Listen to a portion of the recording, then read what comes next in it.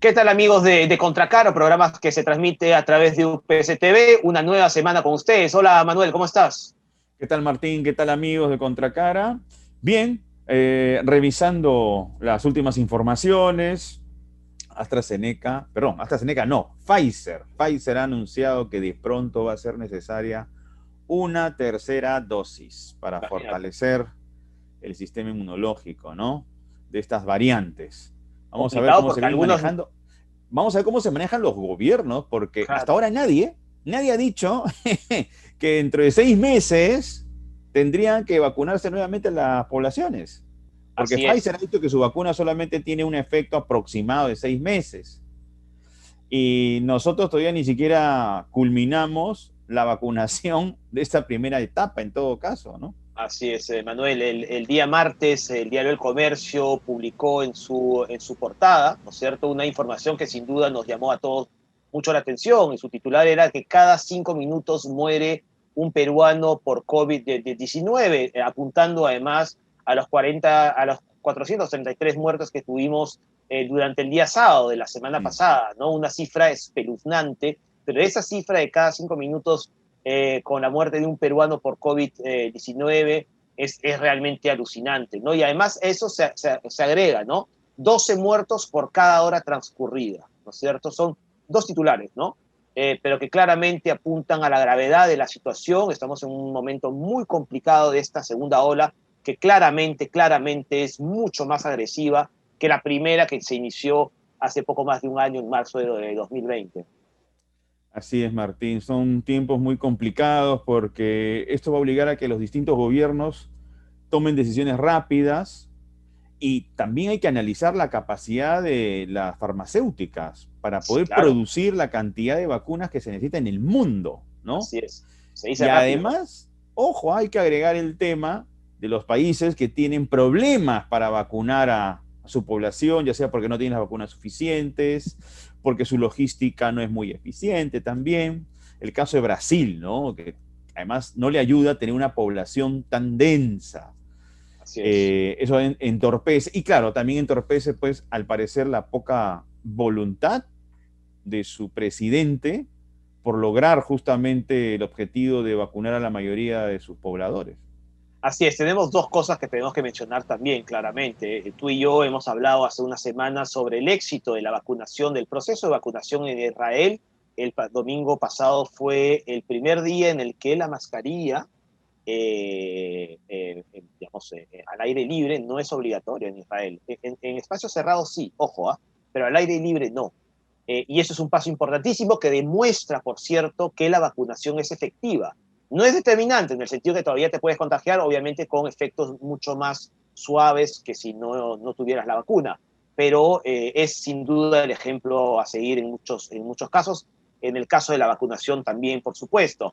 En el Perú se han estado vacunando, sobre todo en Lima, a mayores de 80, en varias zonas de Lima. Ha habido, parece ser, una buena respuesta, todo muy ordenado, pero es urgente, Manuel, que este ejemplo también se lleve a otras capitales de provincias, ¿no es cierto?, de regiones, y que todos los peruanos, sobre todo a partir de los 80 años, vayan siendo vacunados, y luego ya hay un plan para los de mayores de 60 y 70, ¿no? Sí, esperemos que esto se dé de manera ordenada, Sí, porque las primeras informaciones de la vacunación, por ejemplo, en el Pedro Ruiz Gallo, en Chorrillos, hubo personas mayores que estuvieron esperando, ¿no? O sea, sí. hubo momentos de cierta espera, ¿no? Uh -huh. Innecesaria, cuando esto tiene que ser muy, muy ágil para no Así exponer es, justamente a las personas mayores. así es. Esperemos que ahora Pero, en estas próximas ojalá. vacunaciones que están dando, el tema sea acelerado y sea eficiente. Ojalá, porque yo tengo mi hombro ya listo para ser vacunado, pero cada uno tiene que esperar su turno, Sí, porque ¿cierto? tú no eres una persona mayor, pues. No, soy mayor, pero no Joven aún, adulto, joven aún.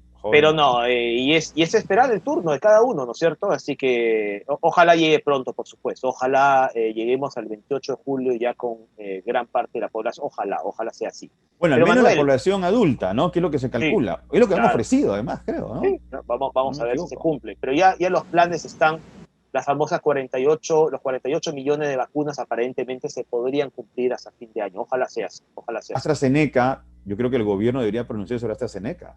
No han También, dicho nada hasta el momento. sí, también, también. Ya ha habido problemas con AstraZeneca en Europa. Sí, Australia también ha tenido problemas. sí, sí. Oficialmente declararon a una persona fallecida a causa de la vacuna AstraZeneca. Sí, no los veo muy preocupados porque es verdad también, y eso lo han dicho algunos gobiernos europeos, que no es muy preocupante en el sentido que no han sido muchos casos. Sin embargo, están vigilantes, obviamente, ¿no? Obviamente. Una ruleta rusa es eso, ¿ah? Sí, sí.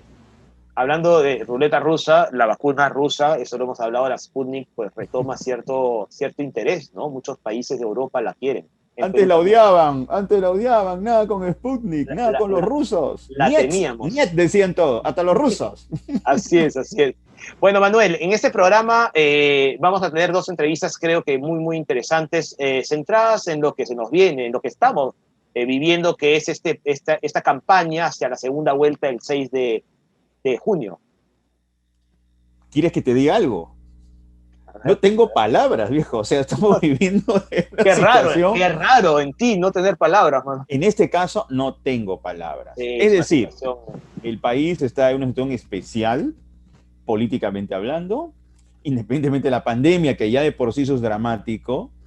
Pero claro, elegir entre dos opciones que tienen una gran carga de negatividad por parte de grandes sectores del país es complejo. O sea, tienes a una candidata que ha estado presa, con un pasivo político, el de ella, solo el de ella, El de muy ella, el de ella. pesado, aparte del historial familia que tampoco ayuda. Y tienes a otro candidato que amenaza pues con estatizar, amenaza para cambiar la constitución, cerrar el Congreso, si es que de pronto no hay consenso para poder hacer los cambios que ellos requieren. Y sus colaboradores más cercanos tampoco ayudan, porque salen con exabruptos sobre eso, cerrar el Congreso, llamar a la constituyente, que el presidente lo puede hacer cuando le dé la gana, y no es así, pues, no es así. Hay Insisto, una no lo ayuda. normatividad, ¿no? Efectivamente, yo supongo que hay muchas cosas que ver y para eso, Manuel, hemos invitado en la primera entrevista que vamos a tener a José Carlos Requena, un analista político pues conocido y que nos va a hacer una valoración de lo que está ocurriendo en esta campaña electoral.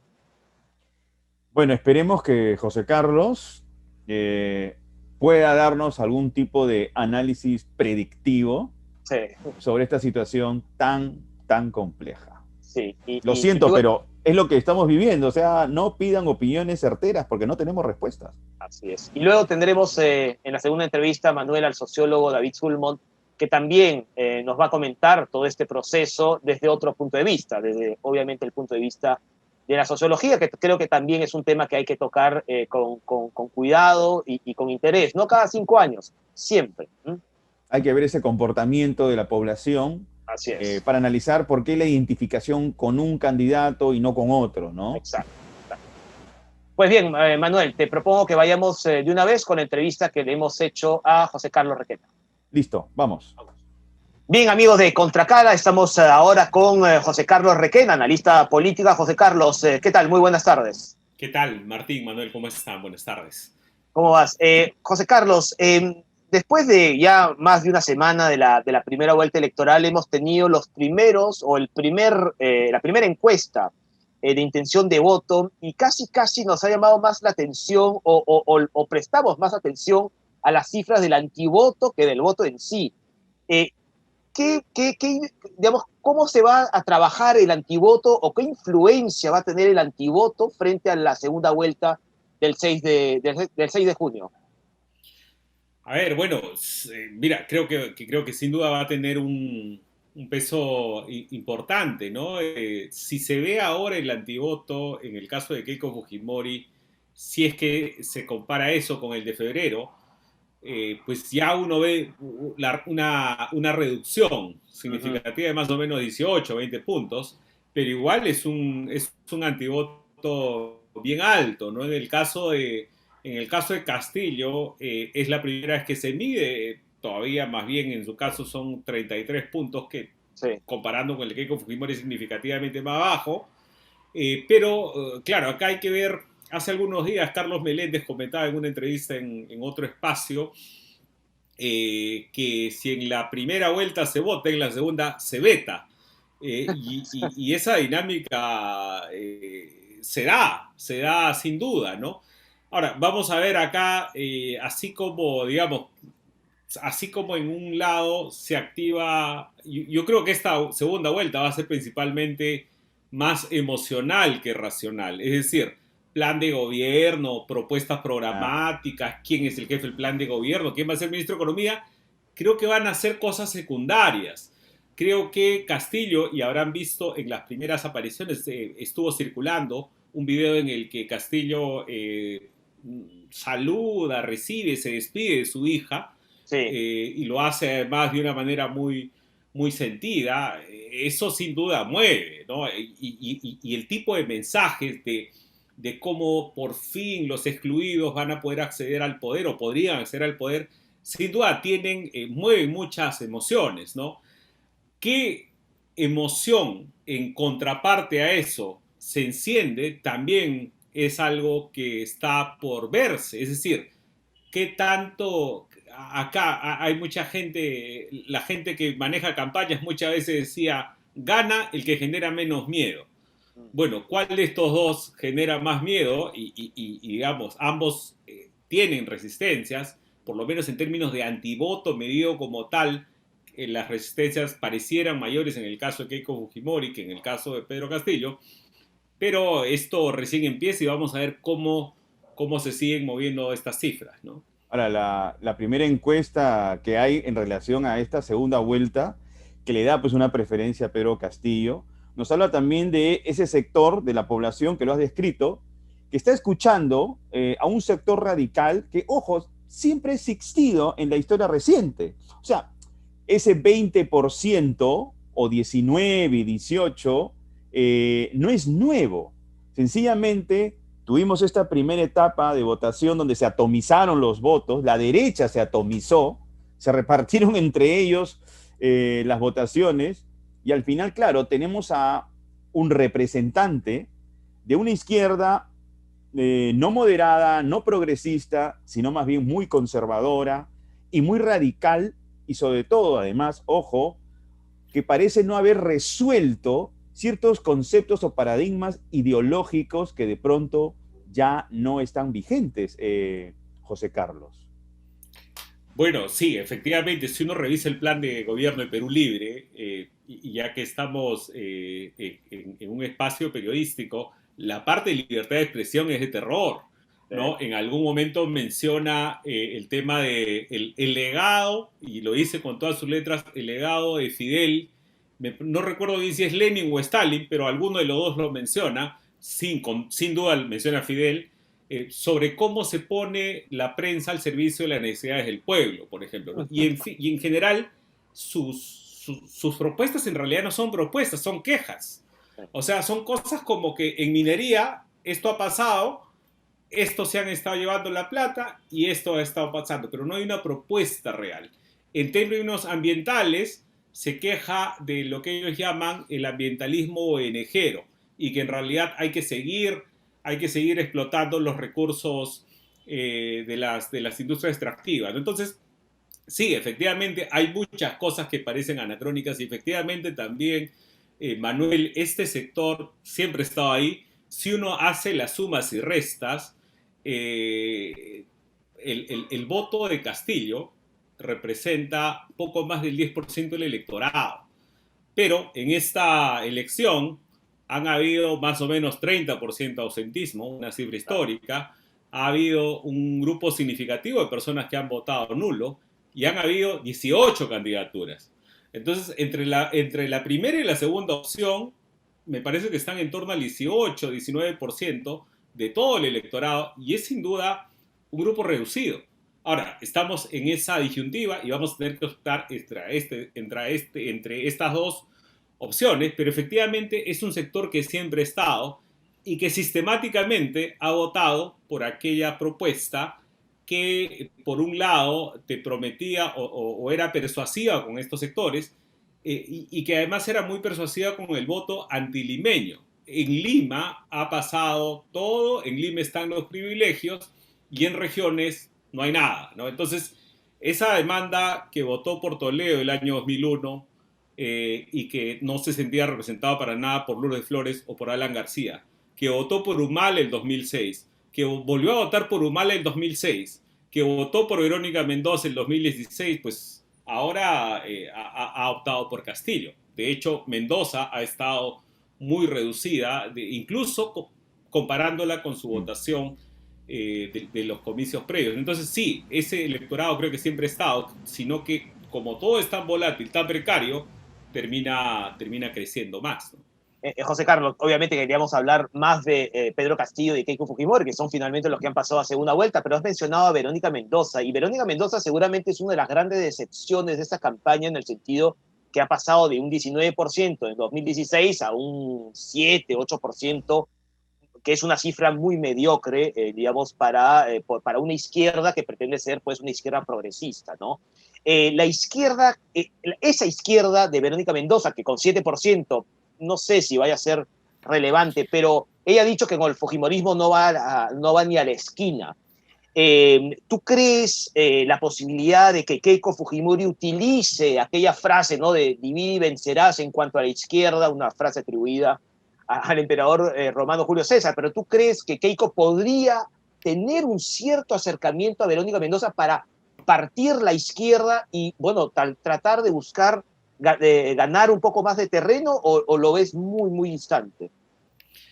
Bueno, creo que ahí, por lo menos en el campo de Juntos por el Perú, creo que, digamos, Verónica Mendoza se ha apresurado en poner un parche y ya parece un poco complicado, ¿no? Al fujimorismo ni a la No, esquina, ¿no? Sí.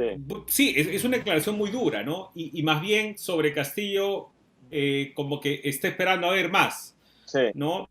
Sería lo natural, si quieres. No sé si, yo creo que al final de cuentas, el fujimorismo tiene que moverse hacia un espacio que vaya un poco más allá del establishment, ¿no? De alguna manera, parte de lo que representa también Castillo es lo que quiso representar George Forsyth, cuando George Forsyth decía la mismocracia, son los mismos que gobiernan. Eso termina siendo mejor personificado por Castillo, que ya pone en el mismo saco no solo a los gobiernos que ellos llaman liberales, sino también a Verónica Mendoza, Claro. o a Julio Guzmán, o a todo lo que pueda estar dentro del rubro de progresismo, si se quiere, de más pro mercado, menos, pero en cualquier caso los pone en el mismo saco, ¿no? Pero perdóname, Manuel, solo una repregunta sobre eso, pero Verónica Mendoza está bien alejada de Castillo en términos sociales, de derechos de minorías, ¿no? Del tema del Sin duda, aborto, sin duda, y creo que eso también le da a Castillo una flexibilidad que Mendoza no tenía, o sea, de alguna manera también sintoniza con un ánimo pro familia, Claro, exacto. muy, muy persuasivo en zonas un poco más tradicionales, y creo que le da una potencialidad mayor, ¿no? O sea, por lo menos lo que vemos ahorita en la encuesta, el 42-31, yo dudo que la izquierda sea tan grande, ¿no? O sea, y es una cosa, Sí, es exacto. algo mucho más global, es una, Sí. es una sensación de rechazo, es una sensación de postergación, es una sensación que además con la pandemia se ha agudizado. O sea, ahora si había gente que no tenía nada que perder y que en consecuencia estaba dispuesta a tomar un riesgo, pues con la pandemia ya te he dicho, oye, si igual voy a estar, si igual gobierne A o gobierne B, yo no voy a tener cama UCI, o yo no voy a tener bono, o yo voy a tener que salir a contagiarme, pues igual salgo, ¿no? Entonces, es un poco la tormenta perfecta, si se quiere. Ahora, ¿qué papel te parece a ti que podría jugar, ¿no?, la presencia ya instalada de Mario Vargas Llosa en esto a través de su columna, dándole el apoyo, pues, a la hija, ¿no?, del dictador como él lo ha descrito? ¿Te parece que esto va a tener al menos cierta influencia que podría apoyar a Keiko Fujimori en instancias decisivas, o más bien la opinión de Vargas Llosa ya a estas alturas del partido ya no genera pues ningún tipo de influencia determinante? Mira, yo creo que va a tener un peso en algún sector que quizás no es tan grande en términos electorales, que sí es influyente, porque habrán visto ustedes, a mí me llamó la atención que en el sector A, que es un sector chiquitito, 2 o 3% del electorado, pero igual, que hubiera casi 20%, eran 17, 18%, que estaban dispuestos a votar por Pedro Castillo, Sí. te habla de lo acendrado que está el antifujimorismo Claro. en varios sectores, ¿no? Entonces, ahí podría quizás tener alguna influencia, quizás en el BC. En el D lo dudo, ¿no? Sí. Yo creo que en el antifujimorismo más académico, más ilustrado, menos izquierdista, porque hay un antifujimorismo que también es de derecha, que quizás es más antifujimorismo más de Keiko que de Alberto, pero que está ahí. O sea, de hecho, si uno lo ve en el papel y tú dices, ¿por qué el Fujimorismo y Pedro Pablo Kuczynski, que el año 2011 había apoyado a Keiko, ¿por qué no se pusieron de acuerdo? Pues es una de las preguntas que seguramente los historiadores escudriñarán más adelante, pero digamos, Posiblemente pasó José Carlos por un lado emocional, ¿no? El también. impacto de la derrota y sobre todo el haber tenido la sensación de que esa elección se le escapó por un robo, entre comillas, hizo inviable cualquier tipo de conversación posteriormente, ¿no? Sí, sí, es probable que no se haya esperado el tono que tomó la campaña hacia el final. Y efectivamente, esta sensación de que te robaron la elección, la distancia eran 40.000 votos, ha sido algo, y además es algo que termina de darse vuelta en los últimos 4 o 5 días de la elección. El simulacro, recordarán ustedes, que circuló una semana antes, todavía le da una ventaja mínima, es cierto, a Keiko Fujimori, que termina volteándose recién hacia jueves o viernes, ¿no? Entonces, esos son 40.000 votos. Efectivamente, cuando tú también ves el pie de la diferencia, es imperceptible, es una cuchilla delgadísima, ¿no? Y efectivamente, sí, ahí deben haber habido factores emocionales y además lo avasallante que había sido la victoria en la primera vuelta, creo que hizo pensar que tenías la victoria asegurada y eso no pasó, ¿no? Pero en cualquier caso, en ese sector, en un sector que seguramente apoyó a Kuczynski en su momento, ahí podría tener algún impacto lo de el respaldo de Mario Vargas Llosa, que por lo menos en los comicios presentes ha resultado fundamental. Vargas Llosa apoyó a García, después de haber sido su opositor, apoyó a Humala, después de haberse referido a él, no se sabe si como cáncer o como SIDA, Pero pues uno de los dos. ahora está apoyando a la otra integrante de esa dicotomía que él No se planteó, ¿no? sabe si es la variante Manaus o la sudafricana.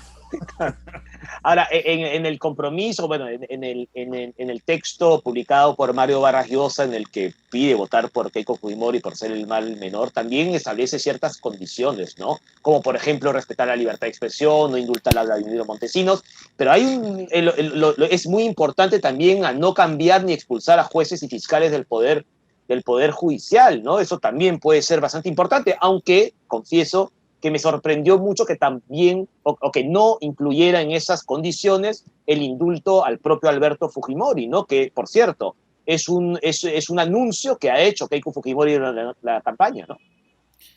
Sí, mira, en este endoce ha sido más prematuro que en las campañas previas. Sí, sí, El también. endoce a Humala fue, si mal no recuerdo, hace mediados de mayo y Sí. fue forjado, como contaba hace algunos días Fernando Vivas, por la proactividad de un sector del grupo de campaña de Ollanta Humala. Acá no ha habido eso, ¿no? Acá lo que hay es un voluntarismo de Vargas Llosa que ve en el papel, estas son las dos opciones.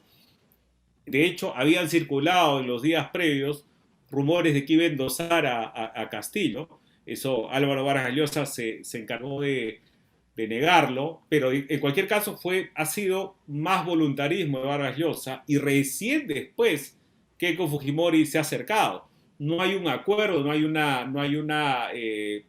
condiciones, no hay una hoja de ruta ni algo por el estilo. Seguramente más adelante va a plantearse algo así.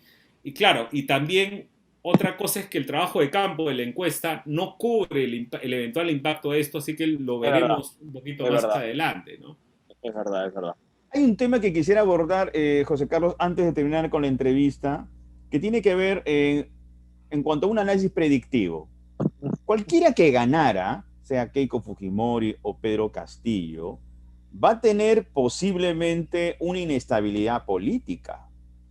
Me explico, si Keiko gana, estamos seguros que de pronto va a haber sectores que van a estar buscándole 5 pies al gato, por ejemplo, para tratar de vacarla.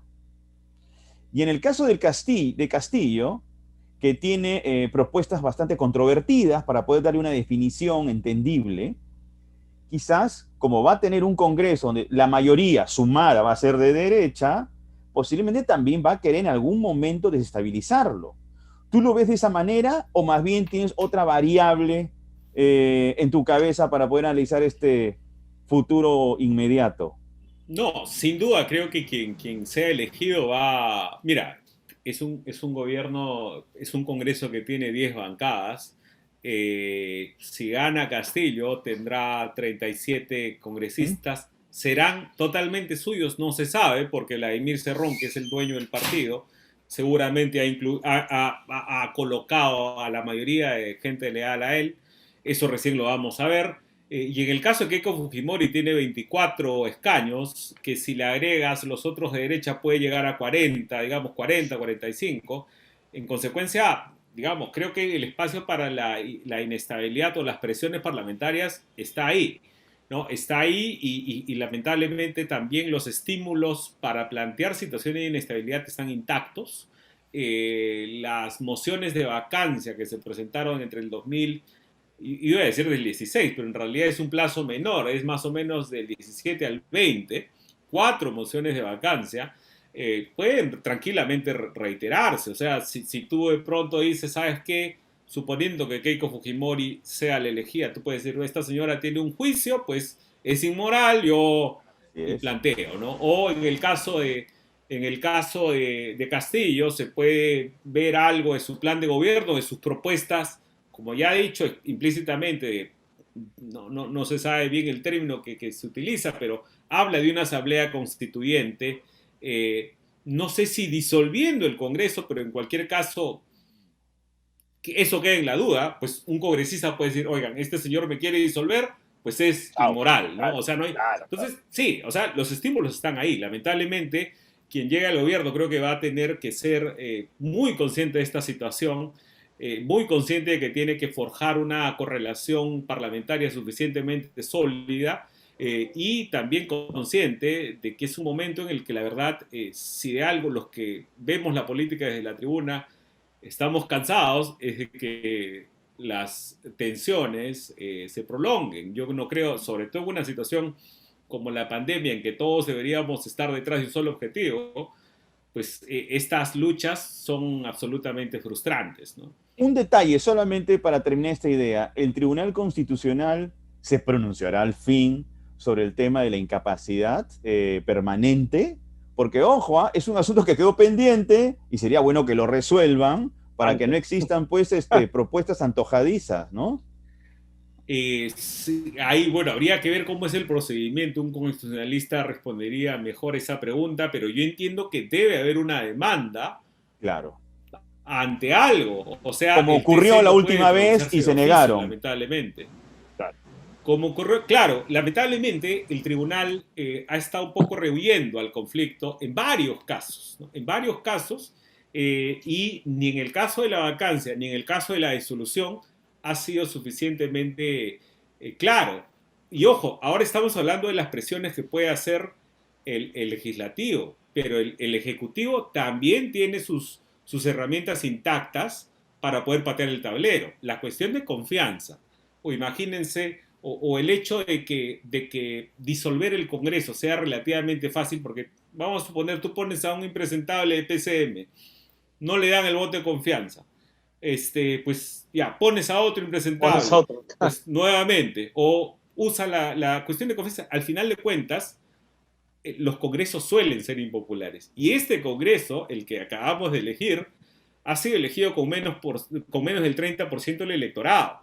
Si es que uno descuenta de nuevo los votos válidos, el ausentismo o los los votos de los 8 partidos que no entraron al Congreso, pues llegamos con un Congreso de más o menos el 28, 29% del electorado, que es mucho menor al 41-42 del actual Congreso y al 51 o 48 del Congreso del 2016. Entonces, es muy fácil golpear al Congreso y creo que el equilibrio de poderes ha sido seriamente dañado en este lustro y el TC no ha puesto claridad y en consecuencia los estímulos permanecen intactos. Pues es algo que se va a tener que resolver en algún momento, José Carlos. Pues nada, muchas gracias por atender a Contracara y a UPC TV. Muchísimas gracias. Encantado. Muchas gracias. Hasta luego. Bien, Martín. Claro, José Carlos Requena, con este análisis político, definitivamente, tanto Pedro Castillo o Keiko Fujimori, cualquiera de los dos que gane, va a tener pues un escenario político de proyecciones un poquito inestables. Bueno, el Congreso está repartido, estamos hablando de entre 10 y 12 bancadas hasta que se resuelva todo, y efectivamente van a ser 5 años de cierta inestabilidad, ¿no? A menos que haya pues un acercamiento sincero entre el Ejecutivo y el Legislativo, pero desafortunadamente los antecedentes no invitan a mucho. Al menos que haya un proceso de maduración espontáneo y rápido en nuestra clase política para que puedan generar consensos. Eso, en otras palabras, vendría a ser pues un milagro o una vida paralela. Desbordas optimismo, querido. Sí, no creo que ocurra. No creo que ocurra. A lo sumo habrán pequeños acuerdos, ¿no? Sí, no, eso tratar seguro, de sobrevivir. Lo que estamos esperando son acuerdos que le permitan a uno u otro pues llegar al 6 de junio un poquito más robustecidos, ¿no es cierto? Un poquito más fuertes ante un resultado de primera vuelta que claramente es muy flojo, 19%, 13% para el primero y el segundo, es lo nunca antes visto en la historia de las elecciones en el Perú, ¿no? Así es. Bien, ahora vamos a la entrevista con David Sulmont, sí. Martín, sociólogo de la Pontificia Universidad Católica. Con él vamos a conversar sobre este imaginario electoral y cómo es su comportamiento social frente a este tipo de contextos políticos, a quienes eligen, con quienes se identifican, las voces radicales. Vamos a conversar con él. Vamos. Adelante. Bien, amigos de Contracara, continuamos con el programa y ahora tenemos la visita de David Sulmont. Él es sociólogo, doctor en Ciencias Políticas y Gobierno por la Pontificia Universidad Católica del Perú. Bueno, vamos a conversar sobre esta realidad electoral, ya esta segunda vuelta. Vamos a tratar de analizar de manera pormenorizada qué ocurre en nuestro imaginario social para elegir a alguien que nos pueda gobernar. David, ¿qué tal? ¿Cómo estás? ¿Qué tal? Muy buenas tardes. Gusto estar con ustedes. Bienvenido. David, en principio, desde tu punto de vista y tus análisis, ¿tú cómo observas que ciertos sectores de la población, que sí definitivamente tienen muchas demandas y hay una gran carga de frustración, porque justamente esas demandas no son cubiertas, de pronto escuchen a voces radicales, que no solamente ha pasado en este momento, ha pasado también, por ejemplo, en su momento con Humala, ¿no? Cuando Humala era la representación supuestamente de exigencias radicales. Y después, bueno, como todos sabemos, se coloró, se asimiló al establishment y tuvo un gobierno básicamente muy convencional. ¿Cómo tú observas este escenario? Bueno, creo que hay que ver los radicalismos que hay en ambos extremos, ¿no? Esta campaña ha mostrado efectivamente la aparición de candidatos que podríamos llamar radicales, en el sentido de que se alejan de un supuesto centro político, tanto hacia la derecha como hacia la izquierda, ¿no? En el caso de esta segunda vuelta está obviamente la figura de Pedro Castillo, pero en la primera vuelta hemos visto también el surgimiento de una candidatura como la de López Aliaga, con un discurso también bastante, y que ha quedado tercero, casi, segundo, tercero, por ahí.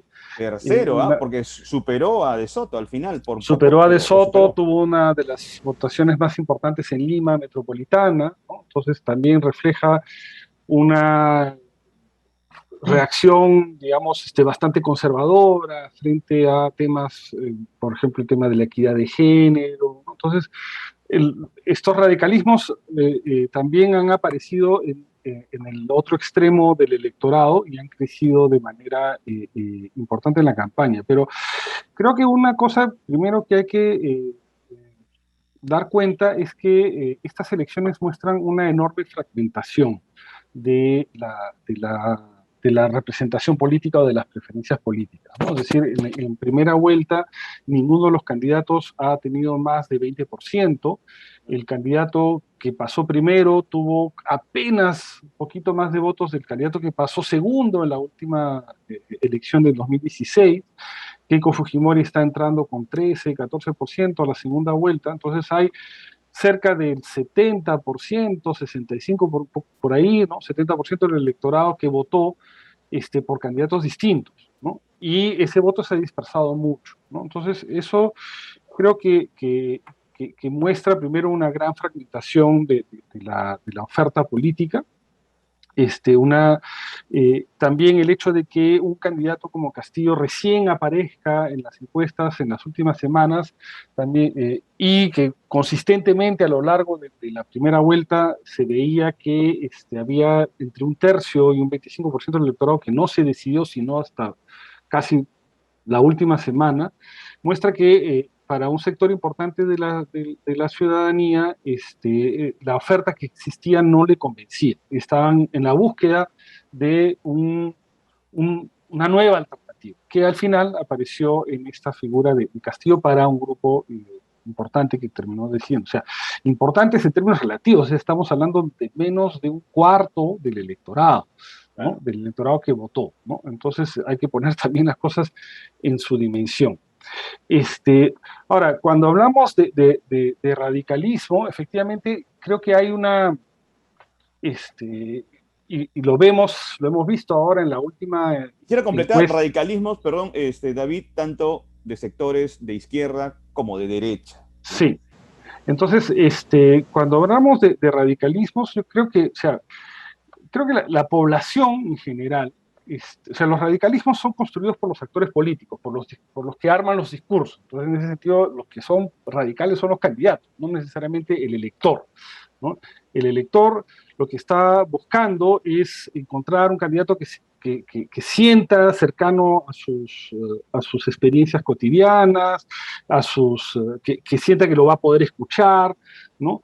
Y que en cierta medida está buscando a alguien que sea nuevo. O sea, una constante que hemos tenido en los últimos años es un enorme desprestigio y desconfianza del conjunto de la clase política, ¿no? Un Congreso que fue disuelto, con bajísimos niveles de aceptación, un nuevo Congreso que es elegido y a los pocos meses pierde totalmente el respaldo ciudadano, ¿no? Eso muestra una ciudadanía o una clase política que no logra conectarse de manera estable con la ciudadanía. Entonces, es difícil hablar de identidades políticas en el caso de los ciudadanos, ¿no? Los ciudadanos no tienen identidades políticas porque esas identidades son construidas por los partidos y en nuestro país no tenemos partidos políticos. Tenemos partidos políticos muy debilitados y poco institucionalizados. Pero David, sí. quería hacerte una pequeña repregunta respecto a lo que has señalado, que me parece bien interesante, que los radicales son los candidatos, no los electores. En ese sentido, David, ¿cómo podríamos interpretar el voto por Castillo? Que tienes toda la razón, un 19% es una votación para un tercer o cuarto puesto en otras elecciones, ¿no? Pero ¿cómo identificarías este voto de Castillo como efectivamente un voto de extrema izquierda realmente o radical, o más bien un voto de protesta, o lo que también otros analistas han llamado simplemente un voto antisistema, ¿no? Digamos, de lo que había estado ocurriendo en las últimas décadas, diría? Creo que va más bien por ahí, ¿no? Es un voto que tiene un componente de protesta, un voto que tiene un componente de búsqueda de un cambio. Podría algunos decir también un voto antisistémico, pero hay que decir que los últimos años, y sobre todo el último año a raíz de la pandemia, el famoso sistema ha perdido mucho lustre, digamos, ¿no? O sea, uno podría decir el 2011, el 2016, ¿no? Hay que defender la estabilidad del sistema que ha permitido el crecimiento económico, estabilidad El política, modelo. el modelo, el famoso modelo, ¿no? La constitución, ¿no? No hay que hacer cambios muy radicales porque se puede caer, no sé, sobre todo viniendo de una experiencia tan traumática de los años 80, ¿no? El Perú, más allá de cierta inestabilidad política, pero digamos que no se compara con lo que se vivió en la década de los 80, donde había una subversión armada, el Perú ha vivido una época de relativa estabilidad económica, casi 15 años de crecimiento económico que no teníamos desde la década de los 60, ¿no? Entonces, toda una generación que ha experimentado una mejora relativa de sus niveles de bienestar. Entonces, digamos, uno podría decir el 2016, el 2011, había como un sistema y un modelo que defender para algunos. Hoy en día no es posible hablar de eso, ¿no? Con la catástrofe que ha significado el COVID-19, la incapacidad del Estado, el Estado cuando empezó el COVID-19 tenía 200 camas UCI, el Estado no ha sido capaz de, o sea, teniendo plata, no ha sido capaz de repartirla a través de bonos porque el país no está bancarizado. Entonces, un Estado muy ineficiente en muchos aspectos, ¿no? A pesar de que se ha multiplicado por 10 las camas UCI, se ha multiplicado por 5 las camas hospitalarias en menos de un año, si había recursos para hacer eso, ¿no? Eso nos dice que había recursos que no se usaron, no se invirtió en eso durante varios años, ¿no? Tenía que haber una emergencia para que nos demos cuenta que, bueno, sí hay plata para gastar en estas cosas, pero sin las capacidades de hacerlo. Entonces, No hay gestión. David, disculpe que te corte, pero sí. No hay gestión, y una cosa que es importante señalarla, una cosa es el crecimiento y otra cosa es el desarrollo. Nosotros no nos hemos desarrollado. Hemos tenido un crecimiento sin un desarrollo concentrado en ciertas zonas del país, ¿no? En algunas zonas urbanas, bastante más concentrado en Lima, pero que no ha desarrollado capacidades colectivas como nación, ni por parte del Estado, ni por parte del mercado tampoco, hay que decirlo, ¿no? Es decir, un país que ha crecido, pero que tiene 70% de población económicamente activa que está en la informalidad. Entonces, tampoco es que el mercado ha penetrado de manera importante en las relaciones sociales. Capacidades como, o sea, se habla mucho de la intervención del sector privado en la atención de salud, pero el sector privado en la atención de salud está pensado para atender con las justas al 15% de la población peruana, ¿no? Entonces, porque son los que tienen seguro privado de salud que se atienden en las clínicas. En las provincias, yo una vez tuve un accidente en Andahuaylía, justamente en el pueblo de Verónica Mendoza, hace varios años. Ahí no había ninguna clínica privada, ningún sistema privado de salud. Te tuve que atender en una posta con una técnica que me cosió la cabeza porque la rompí. Entonces, lo privado que da servicios de cierto nivel de calidad está muy concentrado en ciertas zonas del país, y ahora con la pandemia vemos que ni siquiera eso da abasto. O sea, todas las clínicas ahorita están saturadas, no hay camas UCI en ningún lado. Entonces, ni el mercado ni el Estado han podido, digamos, entregar una cierta promesa de mayor prosperidad, de capacidad de enfrentar una tragedia como la que estamos viviendo. Entonces, defender el sistema en esta elección, digamos, como que ya no es el discurso que hay que emplear, ¿no? Y eso me parece que ha calado en una ciudadanía que, en cierta medida, ahora vemos que se está inclinando de manera importante hacia la candidatura de Pedro Castillo, ¿no? David, quería preguntarte lo que va a venir de aquí hasta el 6 de junio, que en realidad falta un montón todavía, pero esto llega muy rápido, ¿no?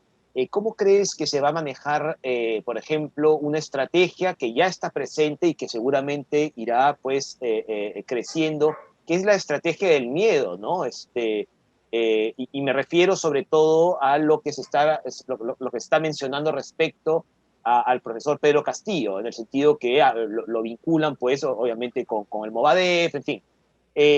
¿Cómo se maneja esto? Porque también, supongo que de Perú Libre también van a enviar mensajes de miedo contra una candidatura como la de Keiko Fujimori, que representa pues una persona que ya no solamente es el pasado de su padre, sino su propio presente, ¿no? Con una investigación y una acusación fiscal bastante grave.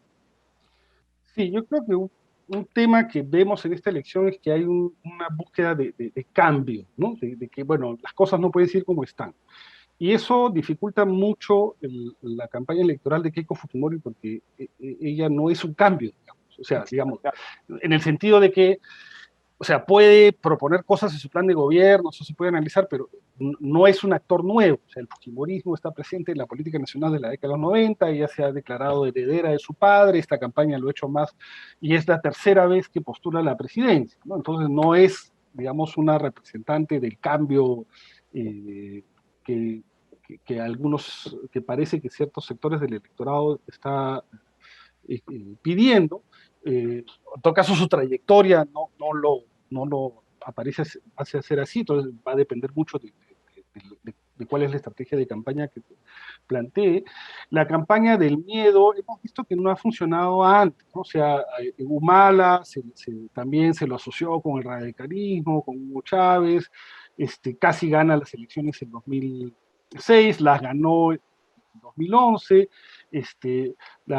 digamos, campañas que cuestionan candidatos por ser antisistema, que muchas veces son levantadas por medios de comunicación de Lima, por lo general han resultado contraproducentes, ¿no? O sea, los medios de comunicación en Lima no han sido capaces de elegir a ningún presidente desde Alan García, por decirlo de una manera, en el 2006, ¿no?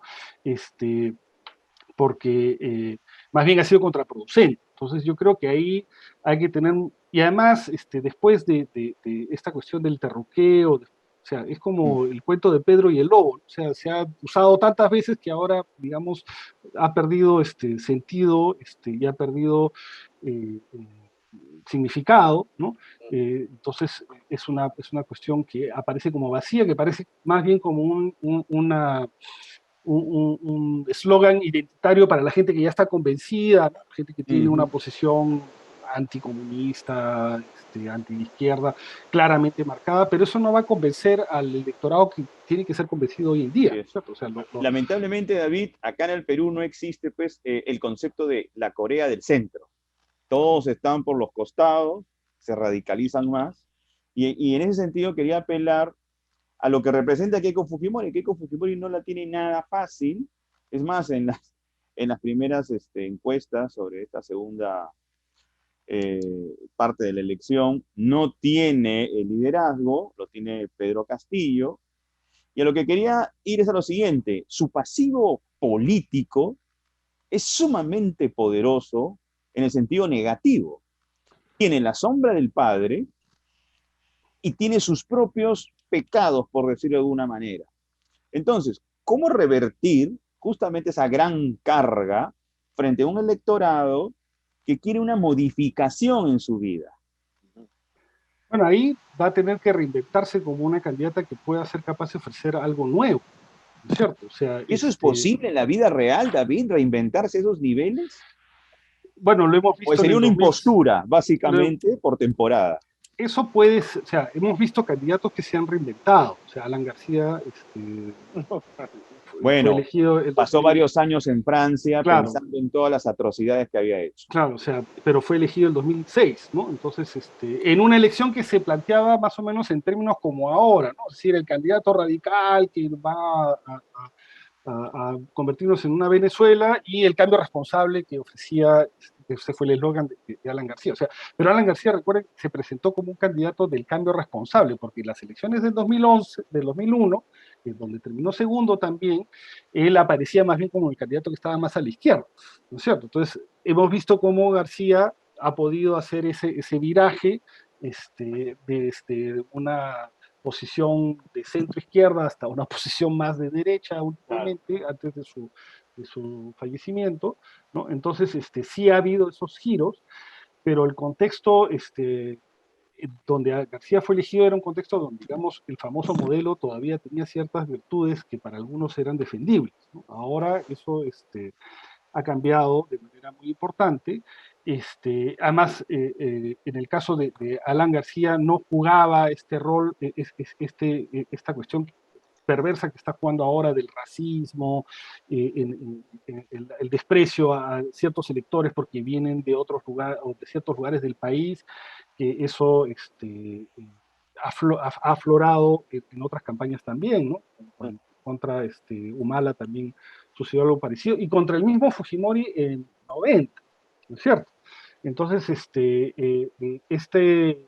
este temor de las élites sociales, de exigencias de cambios que vienen de sectores populares, a veces se transforma en un radicalismo muy conservador, racista, excluyente, clasista, y eso lo hemos visto varias veces en nuestra historia electoral reciente, y muchas veces se ha dado contra la pared, ¿no? O sea, Fujimori fue elegido en 2000, pero en 90, Toledo, que también hubo toda esta campaña del Cholo y qué sé yo, cargada también de estas expresiones racistas, ganó.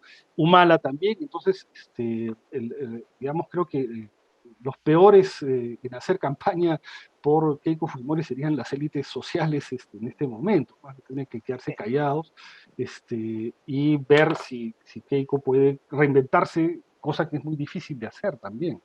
Antes de terminar, quería mencionar, David, también lo que menciona Keiko Fujimori en su campaña y el eslogan que ha utilizado tanto, que es el de mano dura, ¿no? Y sin embargo, eso ya está jugando en su contra, y me refiero a la relación entre Alejandro Aguinaga y el Vacuna Gate, y sin embargo, Alejandro Aguinaga es congresista electo por Fuerza Popular, ¿no? En fin, no hay lista todavía oficial, pero es muy probable, ¿no? Esto al final le puede jugar también en contra, porque lo van a utilizar sin duda alguna.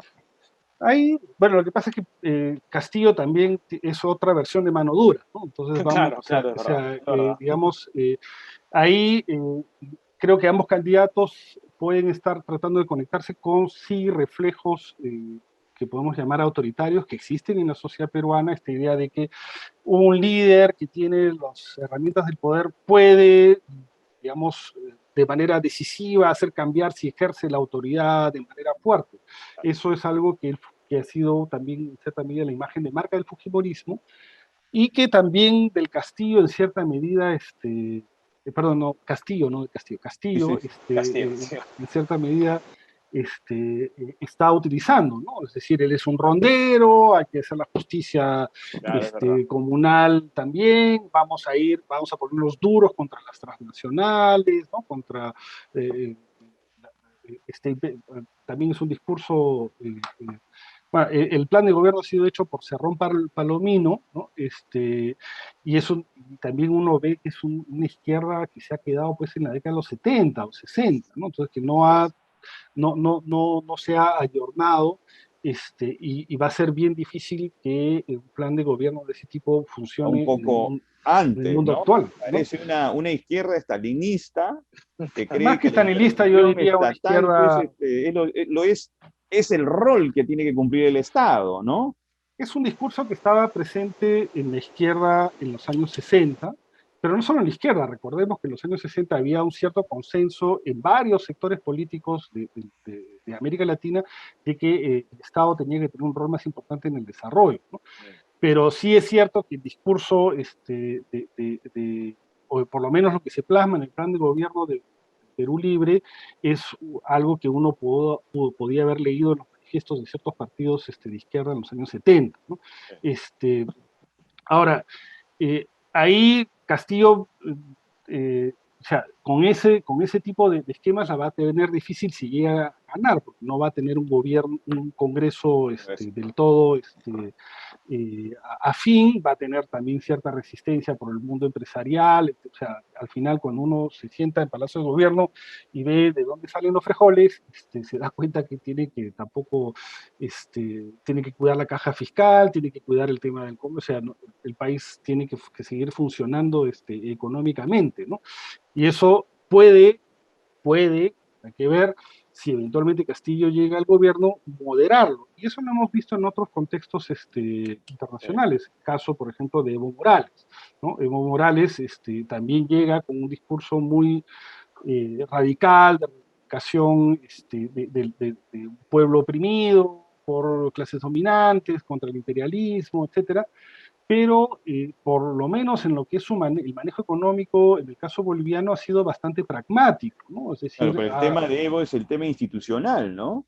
sí, Que se perpetúa en el efectivamente, poder, entonces como que las cosas no funcionan bien porque no hay un respeto por la institucionalidad. Lo que pasó acá con ahí, Fujimori, por ejemplo, claro, ¿no? efectivamente, en el caso, pero Evo Morales tenía pues una organización política más fuerte, que era el MAS, que Castillo no tiene. O sea, Perú Libre no es el MAS de Evo Morales. Perú Libre ni siquiera es el partido de Castillo, es el partido de Cerrón Palomino, ¿no?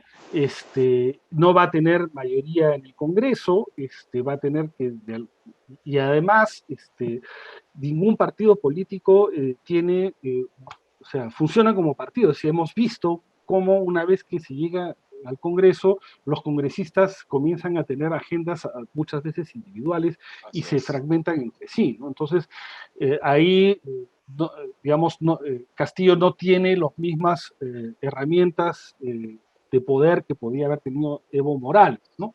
Pero digamos, en un escenario que podría decirse, no sé, optimista en el caso de Castillo, es que pueda tener un comportamiento más pragmático en el campo económico, a la boliviana, en cierta medida, porque bueno, es lo que va a tener un mandato electoral también al respecto. Él ya ha dicho no va a ser hoja de ruta, no va a traicionar a sus electores, etcétera. Y lo preocupante es que pueda efectivamente ceder a tentación. O sea, uno de los problemas que hemos tenido es que cada vez que alguien quiere cambiar la Constitución, lo primero que va a cambiar es la reelección presidencial, ¿no? Entonces, Claro.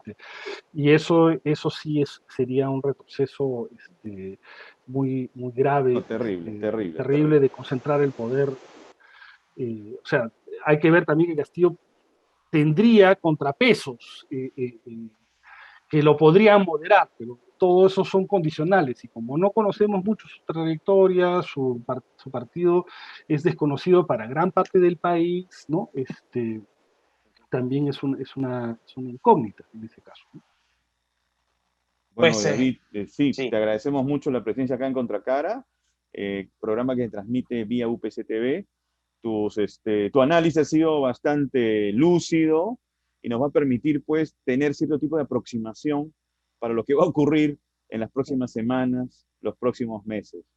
Un fuerte abrazo. Gracias muchas por acompañarnos. gracias. Muchas gracias, encantado de estar con ustedes. Muchas gracias, David. Hasta Chao, pronto, chao. espero. Hasta Hasta pronto. luego. Gracias. Chao, chao. Bien, Manuel, David Sulmond nos ha respondido a ciertas interrogantes que teníamos y que lo habíamos mencionado al principio del programa, ¿no? Y además otro tema importante que es qué tipo de voto es el de Pedro Castillo, ¿no? Si realmente es voto de la izquierda radical o de la izquierda, extrema izquierda, o es un antivoto, o antisistema, mejor dicho, ¿no? Contra lo establecido, no de ahora, sino de hace mucho tiempo, ¿no? Sí, claro, es la expresión de una insatisfacción que viene de años, ¿no? Y esa carga de frustración, a fin de cuentas, tiene que manifestarse de alguna manera y en el campo Así es. político, pues se manifiesta a través de elecciones. Y hay un sector que ha elegido a Pedro Castillo, pero ojo, es importante también añadir que este porcentaje siempre ha existido, ¿no? Siempre ha Sí. existido. Ahora más bien, gracias, no sé si gracias, pero debido a esta atomización de la derecha, básicamente, ¿m? Se ha generado pues esta dispersión en los votos. Sí. Pero siempre ha existido este caudal, ¿no? Este margen, este porcentaje de electores que básicamente eligen a este tipo de candidatos. Yo sigo pensando en lo que hablamos también con José Carlos Requena, Manuel, sobre qué va a pasar con la izquierda, ¿no? Insisto, entre Verónica Mendoza, entre esa izquierda y la izquierda de Pedro Castillo, hay una distancia inmensa en términos sociales. En otros campos probablemente haya coincidencias, Pero incluso en el pero económico hay sí, claro, distancias, muchas claro. distancias, muchas Y distancias. a mí me cuesta creer que, insisto, digamos, la bolsa electoral de Verónica Mendoza, que ha sido muy decepcionante para ella seguramente y para sus votantes, yo dudo que si ella apoya a Castillo, yo dudo que el 100% de sus votantes vayan a votar por Castillo justamente por esa sensibilidad por políticas sociales, ¿no? En cuanto a las minorías, a la comunidad LGTBI, a temas relacionados, no sé, con el aborto o la unión civil, no sé. Hay mucha distancia. Y tal vez ahí el grupo de Keiko Fujimori podría acercarse, aunque Verónica Mendoza ha sido dura, ¿no? En su primera opinión respecto a la segunda vuelta, que con Keiko Fujimori ni a la esquina, ¿no? Sí, y me parece que eso se va a mantener. Yo creo que entre el sector que ha apoyado a Verónica Mendoza con Keiko Fujimori, me parece, al menos por las señales Sí. que se han dado en los últimos días, no me parece que haya un tipo de acercamiento. No me parece. Vamos a ver qué ocurre. Tú sabes que en política no hay imposibles, pero también se tienen que dar ciertas condiciones. Sí, de verdad. Momento no veo esas condiciones. Bueno, negociaciones, viejo, así es. ¿No? En la política se negocia y soy totalmente de acuerdo. Lo que pasa es que a mí me parece que, la gente que ha respaldado a Verónica Mendoza y Verónica Mendoza tiene un enraizamiento ideológico muy fuerte que le impide sentarse a conversar con el fujimorismo. Es decir, el corazón se les diluye. No van a poder, o sea, emocionalmente, porque hay un factor emocional, sin duda. Se les impide poder llegar a un acuerdo, porque para ellos, dentro del imaginario de ellos, hay una gran carga política, un pasado, además, lleno de corrupción. Sí, no, es verdad, es verdad. Por la parte de la época del padre, y ella es una persona investigada por un fiscal. Sí. Entonces, claro, ¿cómo me voy a sentar con esa persona a tratar de dar cierto tipo de conciliaciones si tiene un historial reciente, además, bajo sospecha? O sea, estoy tratando de expresar lo que podrían pensar Verónica Mendoza y el problema que tiene. Y me parece que ellos básicamente, creo, van a optar por apoyar al fin de cuentas a Pedro Castillo, a pesar que tienen puntos de vista totalmente opuestos. Me parece. Yo creo que tiene que hilar muy fino ahí Verónica Mendoza. Insisto, tampoco es que el 7%, que creo que fue el 7%, sí. Tampoco es pues una bolsa espectacular. Para Verónica fue determinante, fue un papel importante para que PPK pudiera ganar. Recuerda que ella pero tuvo 19%. Vote en PPK. ¿Ah? Pero tuvo 19%. Exacto. No un 7 que, en fin, ¿no? Tenía un caudal de votos interesantes, ¿no? Todo puede pasar, Manuel. Sí, todo puede pasar. Antes de terminar, quería hablarte muy rápidamente sobre algo que ha ocurrido, de algo que a ti también nos gusta y de alguna manera para aligerar un poco este programa cargado de cosas tan importantes como la política, y hemos hablado también de la pandemia, y es el fútbol, lo que está ocurriendo en Europa. Hay una suerte de, no sé si explosión o implosión, ¿no? Hay una nueva liga que se ha creado, una superliga, ¿no? O algo por el estilo. Ahí está tu amigo Florentino Pérez. Claro, mi amigo. Y que incluye solamente una serie, 12 equipos y nada más. Nada más. Y entre ellos juegan, van a invitar a otros más de vez en cuando, bueno, cada año. Pero claro, no hay esa necesidad o esa posibilidad de que un equipo pequeño, ¿no? Entre en Champions, ¿no? Y que pueda hacer alguna sorpresa. Ya no, ¿no? Con ese nuevo formato que va a repartir muchísimo dinero. Pues hoy, ¿no? Bueno, esto se ha creado a principios de semana, pero el martes se han bajado todos los equipos ingleses, Manuela, los 6, todos. Después de declaraciones, la gente se ha movilizado, ha salido a la calle a protestar, lo del Chelsea, lo del Liverpool, lo del United, lo del City, que fue el primer equipo que... creo que Guardiola también tuvo comentarios preocupantes, ¿no? Guardiola, jugadores del Liverpool también, con lo que eso representa, ¿no? Estás yendo en contra de tu club, ¿no? Pero en fin, al final parece ser que ya los equipos británicos, chau. ¿Qué van a jugar? 6 equipos. Claro, pierden bastante si la gente de la Premier League se va. Vamos a ver qué ocurre, Manuel. Y hay otra cosa que comentar. A ver si comentamos al final del programa de la próxima semana el inicio de los equipos peruanos en la Copa Libertadores. Tú sabes que es un tema muy sensible en la medida que nosotros que nos gusta el fútbol somos conscientes que Perú nunca a nivel interclubes ha sido una potencia. Solamente hemos tenido unos episodios Yo estoy Sí. cansado que me hablen de la U del 72 y del Cristal del 97 y que Alianza por ahí llegó a una semifinal. Lo único que tenemos es a Cienciano, Así es. campeón de 2003 de la Sudamericana, Así es. notable hazaña deportiva futbolística. Ganándole a Pero los es mejores, ¿eh? una, Es un- una.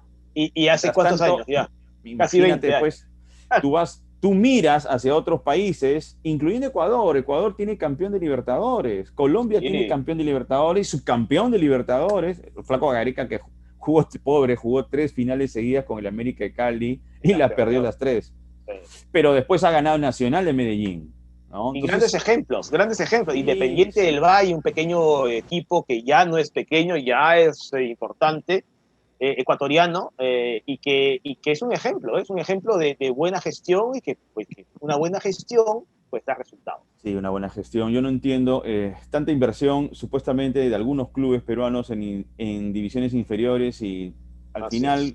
no tenemos ese número considerable de futbolistas que tengan talla, ¿no? Internacional. Ojalá pronto podamos convencer a nuestra productora Susana Condado de tener un pequeño bloque de fútbol sobre estos temas, pero ya fuera de broma, porque eso significará Eso va a ser, que el tema político ya está mucho mejor y sobre todo lo sanitario, ¿no? Lo relacionado a la pandemia, que ya no es un tema prioritario. Ojalá sea pronto.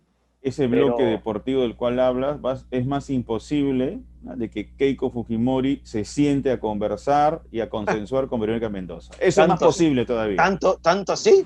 Sí. Bueno, a No ver, les gusta el fútbol, no les gusta. a ver, sí, pues, no. Ah, debe estar renegando en este momento. Debe Sí, estar renegando. para variar. Bueno, Manuel, con esto terminamos. Hasta la próxima semana. Ojalá que digamos, tengamos una semana tranquila, pero sobre todo hay que seguir insistiendo. Estamos en el pico de contagios, en el pico de fallecidos, Manuel.